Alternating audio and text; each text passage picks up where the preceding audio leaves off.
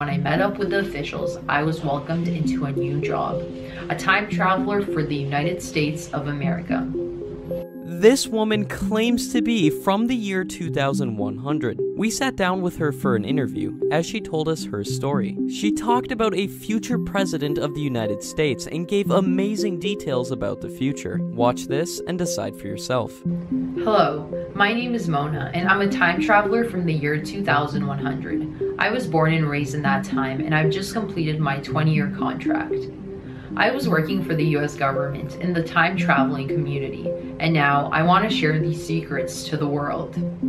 Anyways, I was born in 2060, and growing up as a little girl, I always tried my hardest on school grades, always expecting I'd get rich and get a bigger check than everyone else when I'd be older.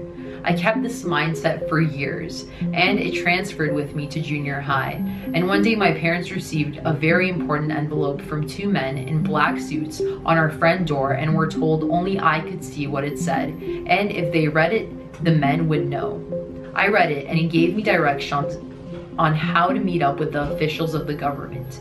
I was getting free transportation to where I needed to go, but they'd be waiting 20 minutes from my house. The letter also said not to tell anyone what I'm reading. I did all of this, and when I met up with the officials, I was welcomed into a new job, a time traveler for the United States of America. We had common knowledge time travelers were real, but after a couple years, many people reverted to believing the government lied about them existing, so this came as a shock to me.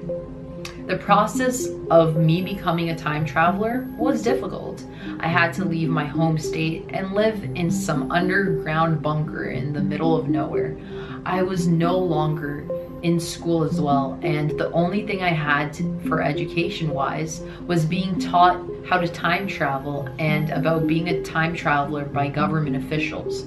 I was overwhelmed, and I hated how I had to take these injections now that slowed my aging down by 10% using it, and I was just out of my years by the year 2100. I got used to it, but I was very excited when I had to time travel for the first time.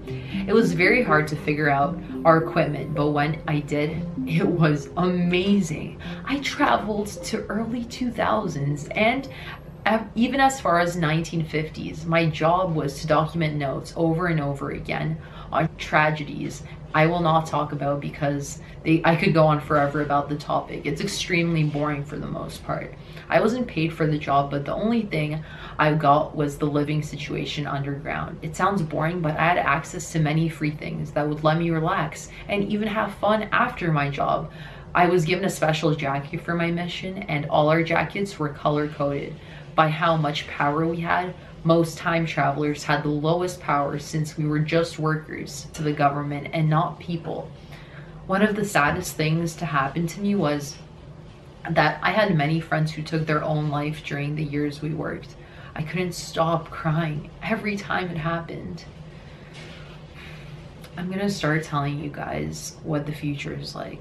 Fortunately, flying cars are not something we're using in some countries, but we actually do use them a lot. But in the United States, we just had the same ground cars. Many towns evolved to a point where most roads were replaced solar-powered ones, with many positive effects such as reducing crashes and charge electric cars while driving.